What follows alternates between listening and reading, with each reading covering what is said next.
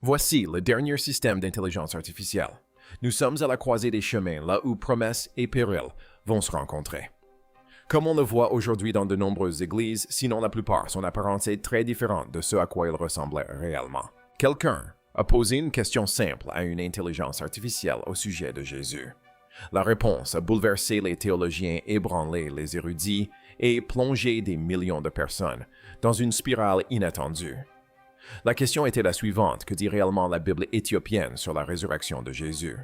Non pas la version du roi Jacques, ni les textes canoniques catholiques ou protestants. La Bible éthiopienne, le plus ancien texte sacré chrétien, utilisé sans interruption au monde, composé de 88 livres et non de 66. Ce sont 22 livres entiers qui ont été coupés, retirés et qui ont failli disparaître à jamais. L'IA de Grok n'a pas donné la réponse attendue.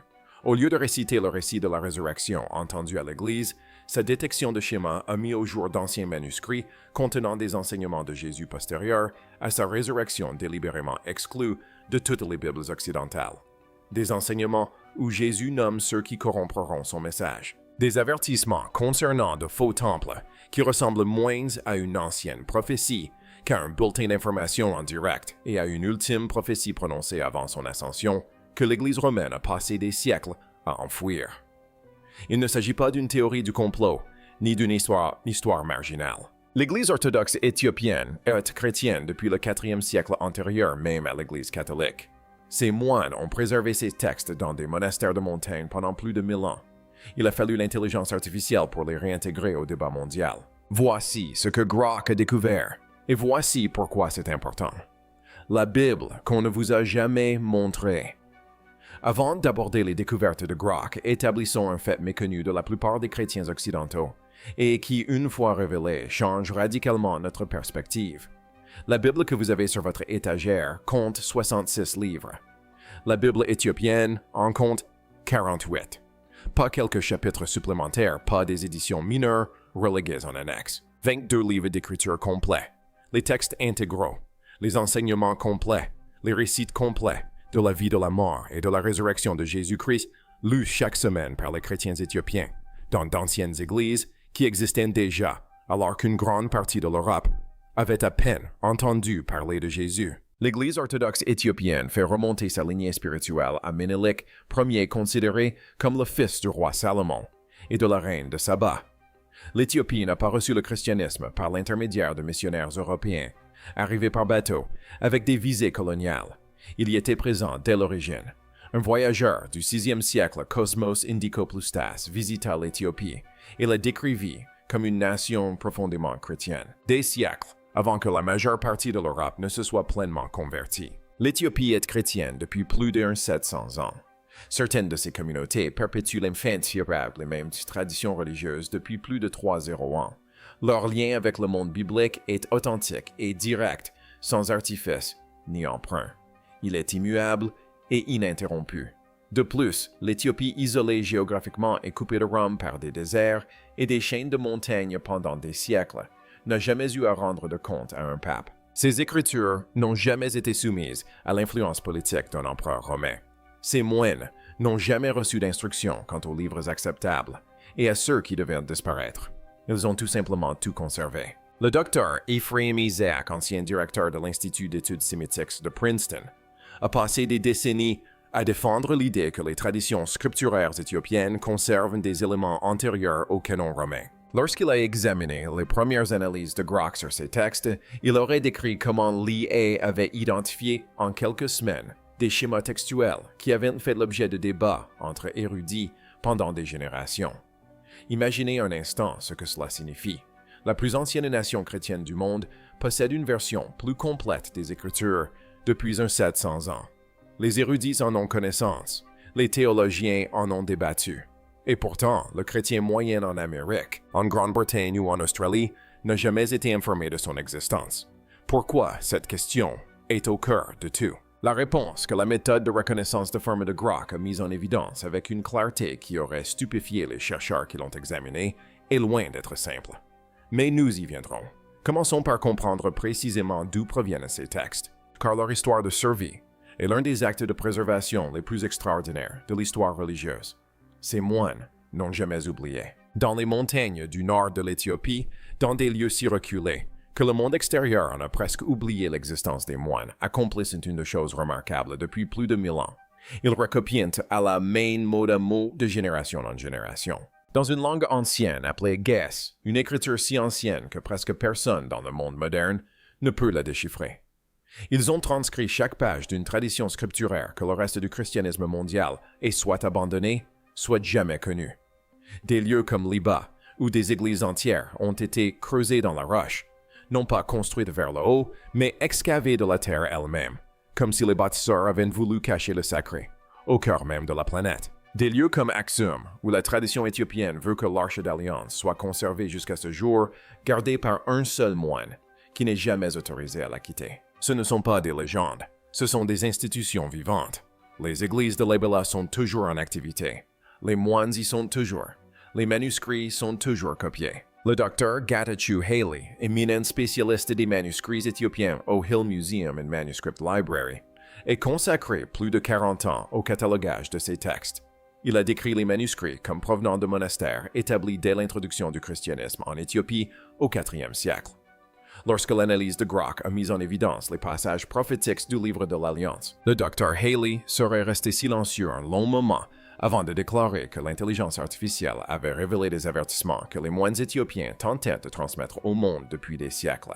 La Bible éthiopienne existe en 2 versions, une version plus large de 80 et un livre, et une version plus restreinte de 72 livres. L'empereur Haile Selassie officialisa par la suite la version plus restreinte.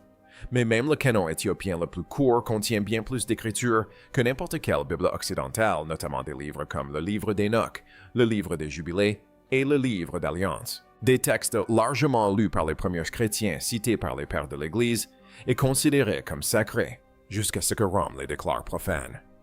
Voici un élément crucial qui enrichit considérablement cette compréhension, les manuscrits de la mer Morte, découverts dans des grottes proches de la mer Morte, au milieu du XXe siècle. Ils révèlent que d'anciennes communautés religieuses, les Esséniens pratiquaient une foi paisible et non violente, centrée sur la guérison, la pureté spirituelle et une relation directe avec Dieu sans intermédiaire institutionnel ni hiérarchie. Leurs croyances correspondent presque exactement à ce que l'on trouve dans les plus anciens manuscrits d'Éthiopie. Qu'est-ce que cela nous apprend? La version du christianisme préservée en Éthiopie n'était pas une simple variante régionale isolée. Elle était largement répandue parmi les premiers disciples de Jésus. La foi éthiopienne n'était pas l'exception, mais la foi originelle. Ce que Rome a construit était l'exception. Et ce que Rome a rejeté, c'est ce qui a fini par être préservé dans ces monastères de montagne par des moines qui n'ont jamais cessé de le pratiquer.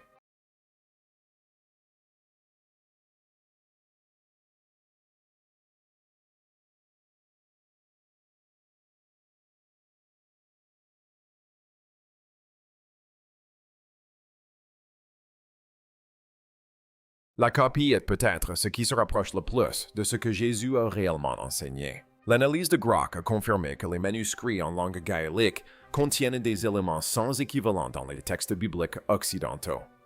Des passages uniques des enseignements distincts des mots présents uniquement dans les écritures éthiopiennes. Je voudrais vous demander directement le fait de savoir qu'une branche entière du christianisme antérieur à l'autorité romaine, et n'ayant jamais subi d'altération de la part des Romains, a pratiqué une version différente et plus complète de la foi. Change-t-il quelque chose? Comment percevez-vous ce que vous avez appris? N'hésitez pas à partager vos réflexions dans les commentaires, car cette question divise systématiquement l'Assemblée. Que dit Jésus après sa résurrection? Nous arrivons maintenant à la partie qui a stupéfié les utilisateurs de Grok. L'un des textes les plus importants identifiés par l'IA est le livre de l'Alliance.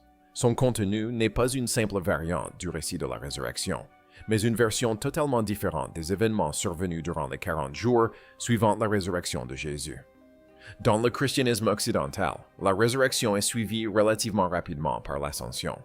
Jésus apparaît à ses disciples, démontre sa résurrection, donne quelques dernières instructions et monte au ciel. Le récit de ses paroles et de ses enseignements durant ces 40 jours est limité. Dans le livre de l'Alliance, ces 40 jours sont documentés avec une précision extraordinaire. Jésus ne se contente pas d'apparaître et de repartir. Il reste enseigne et révèle des choses que la tradition biblique occidentale n'a jamais rapportées. Et le Jésus qui s'exprime dans ces pages n'est ni le doux berger des paraboles, ni le serviteur souffrant du récit de la crucifixion. Il parle en tant que roi du ciel et de la terre, avec autorité, précision et une clarté que les érudits éthiopiens qui étudient ces textes depuis des décennies qualifient de presque bouleversante par sa franchise. Il exhorte ses disciples à aller dans le monde et à bâtir le royaume de Dieu. Mais pas par la force, pas par les armées, pas par des institutions politiques défilant sous une bannière à croix. Le Saint-Esprit, dit-il, sera leur seule arme. Leur autorité viendra de l'intérieur de l'étincelle divine qui vit en chaque âme humaine et non des trônes des charges religieuses ou de toute institution bâtie par la main de l'homme. Or, c'est ici que le livre de l'Alliance passe de l'histoire ancienne à un sujet qui vous mettra mal à l'aise si vous êtes honnête quant au monde dans lequel vous vivez actuellement. Selon ces textes, Jésus a explicitement averti ses disciples. Il leur a dit que certains déformeraient ses paroles et utiliseraient son nom à des fins personnelles. Il a dit qu'un temps viendrait où des foules scanderaient son nom dans les rues, le cœur complètement vide. Il bâtirait d'immenses temples d'or et de pierre resplendissants et impressionnants, fréquentés par des milliers de personnes, oubliant complètement le véritable temple, celui qui se trouve au fond de l'âme humaine. Il a mis en garde contre les faux prophètes. Le manuscrit est clair. Ne soyez pas comme les scribes de l'avenir vêtus de robes blanches, mais dévorant les biens des pauvres. Il a dit de juger un chef non pas à son titre, ni à ses vêtements, ni à la taille de son assemblée, mais à ce qu'il fait réellement pour les plus faibles et les plus vulnérables. Si un chef s'enrichit, tandis que ses fidèles peinent à survivre, ce chef dit « Le texte ne parle pas au nom de Dieu, quel que soit le nom sous lequel il prêche. » Je voudrais faire une pause et vous poser une question. Lisez ce passage lentement. Un futur leader qui porte des vêtements religieux accumule des richesses personnelles et exploite la confiance de ses fidèles tout en prêchant au nom du Christ. Cela ressemble-t-il à une prophétie du 1er siècle ou plutôt à une information d'actualité? Ce passage, cet avertissement est resté dans un monastère éthiopien pendant 700 ans. La plupart des gens ne l'ont jamais lu car Rome a décidé qu'il ne fallait pas le faire. Grok a également relevé une phrase du manuscrit qui selon lui était la plus marquante du texte. Une phrase « Heureux ceux qui souffrent pour mon nom », non pas en parole mais en silence. Ni les bruyants, ni les célèbres, ni les médiatiques, mais les silencieux, ceux qui portent leur foi en eux, à travers des souffrances que personne n'applaudit ni ne diffuse. Les oubliés, les invisibles, ceux que le monde a foulés aux pieds. Selon ces textes, ce sont ceux avec qui Jésus disait marcher. Un autre texte éthiopien analysé par Grok Ladascalia donne des instructions pratiques sur ce que signifie réellement suivre le Christ au quotidien. Il appelle à la simplicité, au jeûne, à la prière et à une prise de distance délibérée vis-à-vis des dirigeants corrompus et des chefs avides. La véritable Église, selon la Ladascalie, n'est pas un bâtiment. C'est un réseau de personnes qui se protègent mutuellement et partagent leurs biens. La foi n'est pas une pratique dominicale, mais un acte quotidien de bienveillance envers son prochain. Il ne s'agit pas d'une théologie antique parée de vêtements liturgiques, mais du modèle d'une foi radicalement différente de celle pratiquée par la majeure partie du monde occidental. Pourquoi Rome a-t-elle enterré ces textes si ces écrits sont anciens légitimes et conservés par l'une des plus anciennes communautés chrétiennes au monde? Pourquoi la majeure partie du monde ne les a-t-elle jamais vus? L'analyse de Grok a identifié 3 raisons principales. Et lorsqu'on les examine successivement, la logique de cette suppression devient profondément troublante. La première raison est le contrôle politique. En 325 après Jésus-Christ, le Concile de Niké, une assemblée de chefs religieux agissant directement sous l'autorité de l'empereur romain Constantin, a pris la décision qui allait façonner les Écritures chrétiennes pour les 700 années suivantes. Ils ont décidé quels livres constitueraient la Bible officielle. Ils ont créé un canon, et les critères de sélection des textes retenus et de ceux exclus n'étaient pas uniquement théologiques. Tout ce qui encourageait les croyants à chercher Dieu directement et s'approcher du divin, sans l'intermédiaire obligatoire de l'Église, était perçu comme un problème, une menace. Un texte affirmant que le royaume de Dieu résidait déjà en chacun de nous était infiniment plus dangereux pour le pouvoir institutionnel qu'un texte prétendant nécessiter un prêtre pour y accéder. Les livres éthiopiens qui ne cessent de répéter que le divin vit en chacun étaient politiquement intenables. Le professeur Tedros Abraha de l'Institut pontifical oriental de Rome L'un des rares chercheurs occidentaux spécialistes des manuscrits chrétiens éthiopiens soutient depuis des années que l'exclusion de ces textes n'était pas un choix théologique, mais stratégique. Lorsque l'analyse de Grok a confirmé cette hypothèse, il aurait déclaré que l'Institut avait accompli en quelques semaines ce que le monde universitaire n'osait affirmer ouvertement depuis des décennies. Rome n'a pas rejeté ces livres parce qu'ils étaient faux, mais parce qu'ils étaient dangereux. La seconde raison tient au mysticisme.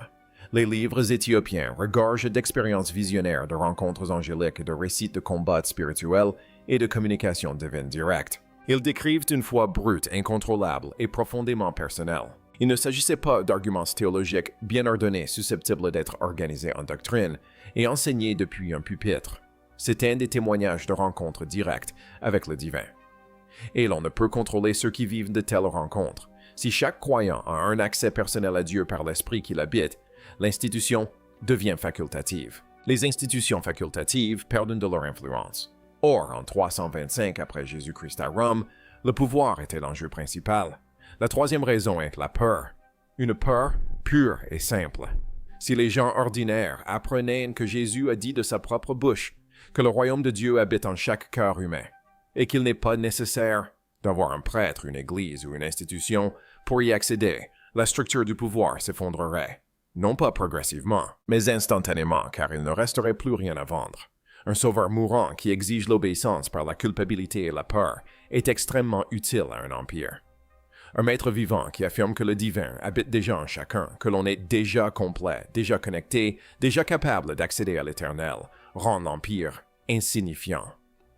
Les théologiens éthiopiens, dont Grok a examiné les travaux, soutiennent que cette scission n'était pas accidentelle. L'Empire romain a délibérément transformé le christianisme en un instrument de contrôle. Une foi fondée sur la culpabilité maintient les gens dans la dépendance. Une foi fondée sur l'éveil intérieur rend la dépendance impossible. Et parce que l'Éthiopie était géographiquement isolée, jamais conquise, jamais colonisée, et que ses moines n'ont jamais eu de comptes à rendre à un pape, elle n'a jamais eu à faire ce choix. Elle a préservé l'original, la version non censurée, celle qui fait confiance aux gens ordinaires pour connaître toute la vérité. Voici ce que je veux que vous méditiez. L'Éthiopie est l'une des rares nations africaines à n'avoir jamais été colonisée par un empire européen. Tandis que le reste du continent était partagé, l'Éthiopie est restée indépendante. Et cette indépendance politique a directement préservé son indépendance spirituelle. Les deux phénomènes sont liés. La colonisation des terres et la colonisation des Écritures obéissent à la même logique. Contrôler le récit, c'est contrôler le peuple. Ce qui a été préservé dans ces monastères de montagne représente, selon les érudits, ce qui nous est le plus proche du christianisme dans sa forme originelle et authentique, les enseignements cachés sur l'âme. Désormais, l'histoire explore des territoires que l'Église institutionnelle n'a jamais souhaité aborder publiquement. Car ce que les manuscrits éthiopiens disent de la nature de l'âme humaine et ce que Jésus aurait enseigné sur la vie, la mort et la conscience ne remet pas seulement en cause la doctrine de l'Église. Cela le déconstruit. D'après les manuscrits analysés par Grok, Jésus enseignait à ses disciples que la mort n'était pas ce qu'il craignait. Il décrivait le corps humain comme un vêtement, quelque chose que l'on porte un temps qui s'use, puis que l'on met de côté une fois sa fonction accomplie.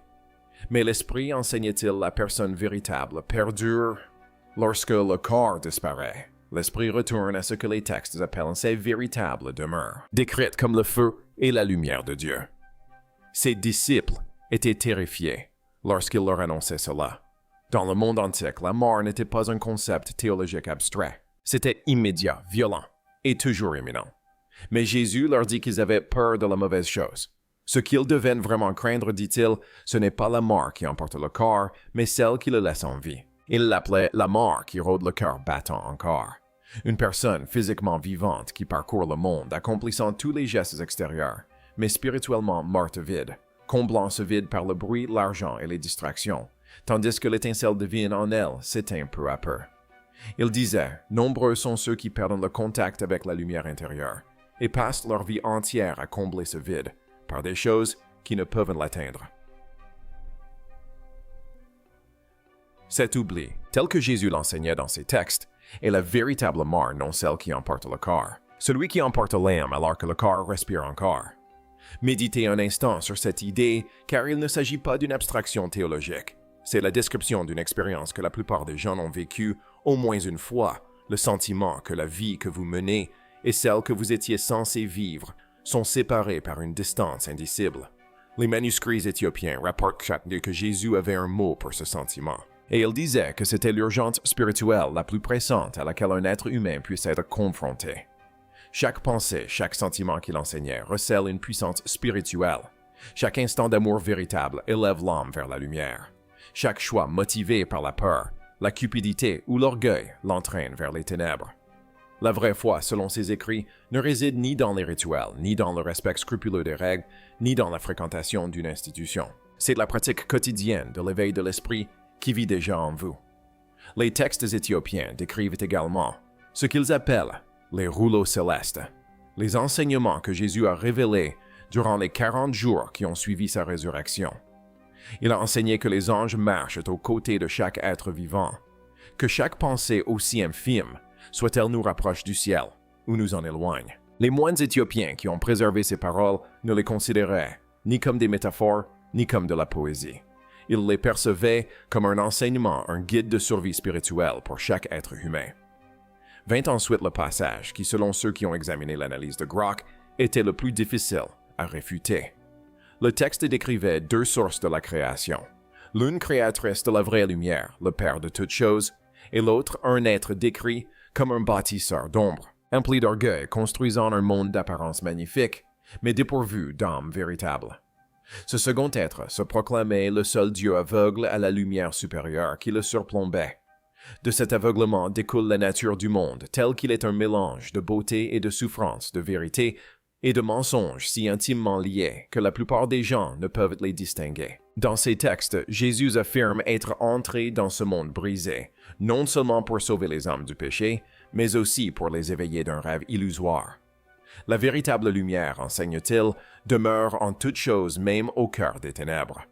La mission de chaque âme est de retrouver cette étincelle cachée et de la ramener à la lumière éternelle. Le docteur Ralph Lee, de l'Université de Cambridge, dont les recherches portent spécifiquement sur les manuscrits bibliques éthiopiens, a constaté que ces enseignements cosmologiques présentent des similitudes frappantes avec des traditions largement répandues parmi les premiers disciples de Jésus, mais systématiquement effacées des sources occidentales. Lorsque l'analyse de Grok a mis en évidence ces parallèles à grande échelle, le Dr. Lee l'aurait qualifié de contribution informatique la plus importante aux études bibliques qu'il ait jamais vue. La prophétie finale. Tout ce que nous avons vu jusqu'ici est extraordinaire, mais tout converge vers un but précis, les dernières paroles de Jésus, juste avant son ascension, telles qu'elles figurent dans les textes éthiopiens post-résurrectionnels, constituent le passage que Grok a identifié comme le plus pertinent pour le monde moderne. Et lorsque vous l'entendrez, vous comprendrez parfaitement pourquoi. Les écrits éthiopiens rapportent de ce qu'ils appellent sa prophétie finale. Jésus a annoncé à ses disciples qu'un temps viendrait où l'amour disparaîtrait de la terre. Non pas d'un coup, mais progressivement, silencieusement, la foi deviendrait une simple performance. On adorerait avec les lèvres, mais sans le cœur. La religion se transformerait en spectacle bruyant, ostentatoire, économiquement productive, et pourtant totalement vide de sens. Il a dit que d'immenses institutions seraient construites en son nom. Des foules s'y rassembleraient. La musique les emplirait, l'argent affluerait en eux, et l'esprit qu'il portait en lui. Celui qui marchait avec les pauvres, les malades, les rejetés, les invisibles, n'y trouverait plus aucune trace. Il nomma ceux qui seraient laissés pour compte. Les orgueilleux ne verraient le champ empêché, le véritable danger, mais les brisés si.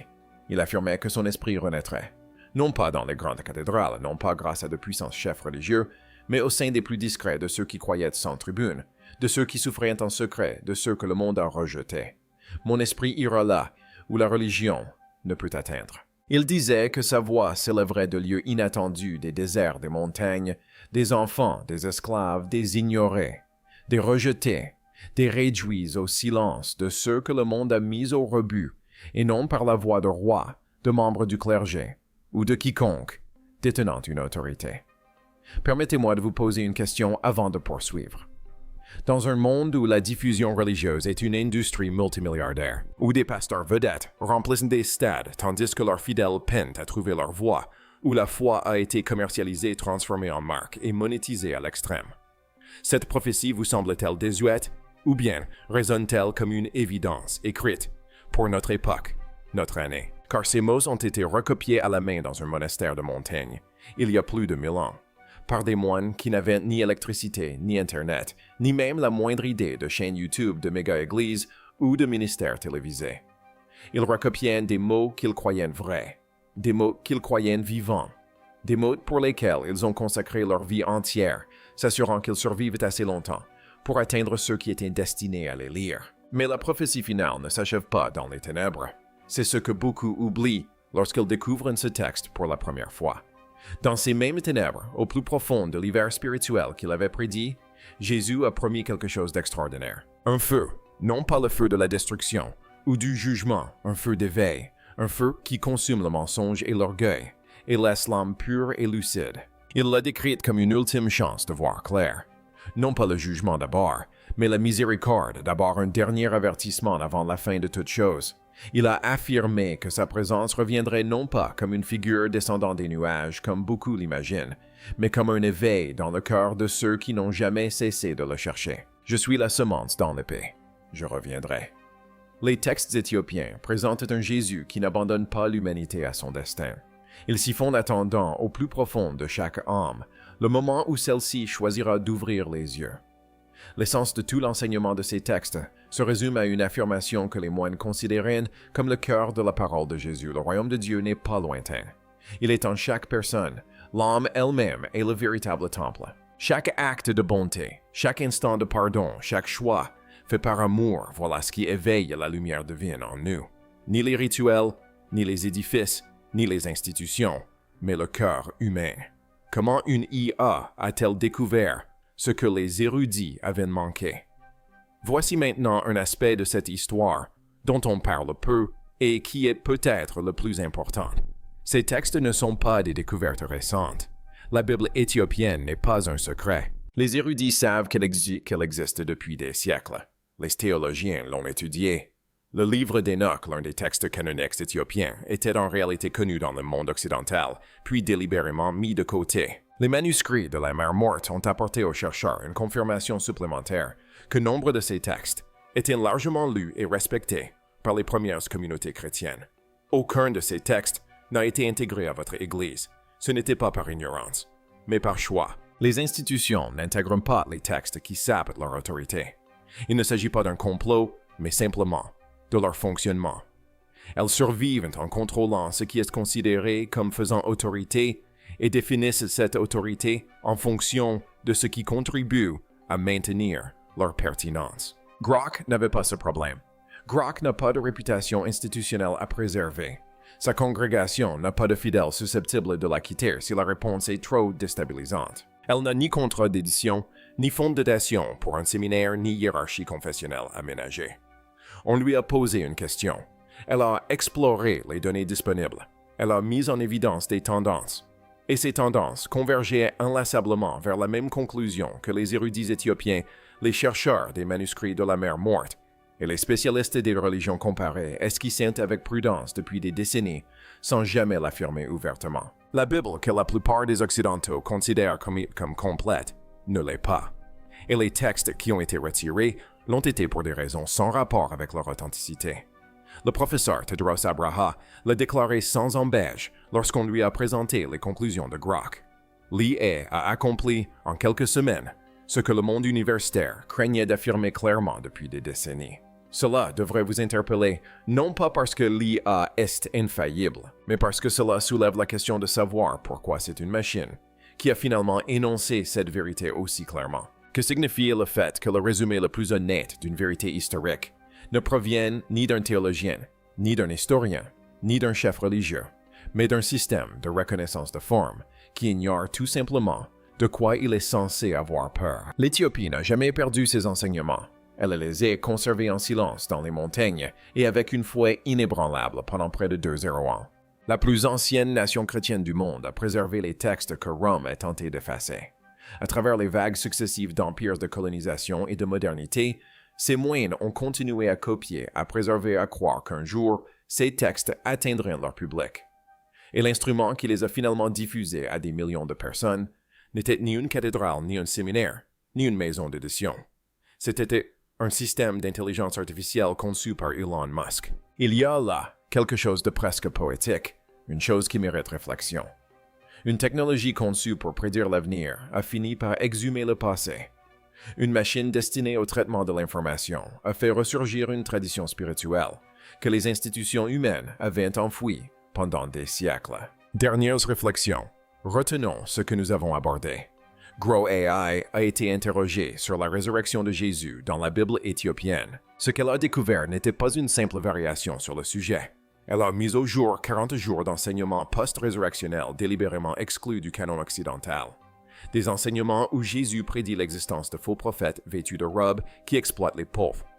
L'exploit des pauvres, des mises en garde contre une foi vaine, et des temples construits pour la simple apparence. Une cosmologie de l'âme affirmant que le divin réside en chaque être humain et n'a besoin d'aucune institution pour y accéder. Et une dernière prophétie qui décrit avec une précision troublante l'état spirituel du monde moderne, suivi de la promesse que ce qui a été perdu reviendra grâce à ceux que personne n'écoute. Ces textes sont authentiques, ils sont anciens, ils ont été préservés par l'une des plus anciennes communautés chrétiennes de l'histoire de l'humanité. Et ils ont été largement tenus à l'écart du monde occidental, non pas parce qu'ils étaient faux, mais parce qu'ils révélaient trop franchement les enjeux de pouvoir pour survivre à la machine politique romaine. Vous êtes libre de faire ce que vous voulez de ces informations. Mais avant de partir, j'aimerais vous poser la question que les moines qui ont recopié ces textes à la main, génération après génération, pensaient préserver. Si le recueil le plus complet des paroles de Jésus se trouve dans les monastères des montagnes éthiopiennes, depuis 201, accessible à tous que nous a-t-on encore dit, ne pas exister attendant simplement le moment propice pour refaire surface. Voilà la situation dans son ensemble. Et maintenant, j'aimerais connaître votre avis, savoir qu'une version plus complète des enseignements de Jésus existe et qu'elle a été cachée au christianisme occidental pour des raisons politiques. Change-t-il votre vision de la foi? Change-t-il votre perception des institutions qui vous ont instruit? Cela éveille-t-il votre curiosité quant au contenu de ces 88 livres? N'hésitez pas à partager votre réponse dans les commentaires. Cette discussion est importante. Cela se passe là-bas, et je lis tout. Si cette vidéo vous a appris quelque chose de vraiment inédit, merci de la liker. Cela contribue grandement à toucher un public plus large, et c'est précisément le genre d'histoire qui mérite d'être diffusée au plus grand nombre. Abonnez-vous si ce n'est pas déjà fait, et activez les notifications car la prochaine vidéo de cette série aborde directement le livre d'Enoch, l'un des 22 textes retirés et ce qu'il révèle sur la nature des anges, la chute du ciel et l'origine du mal. Des sujets que l'Église occidentale a discrètement décidé de vous cacher. À ne pas manquer.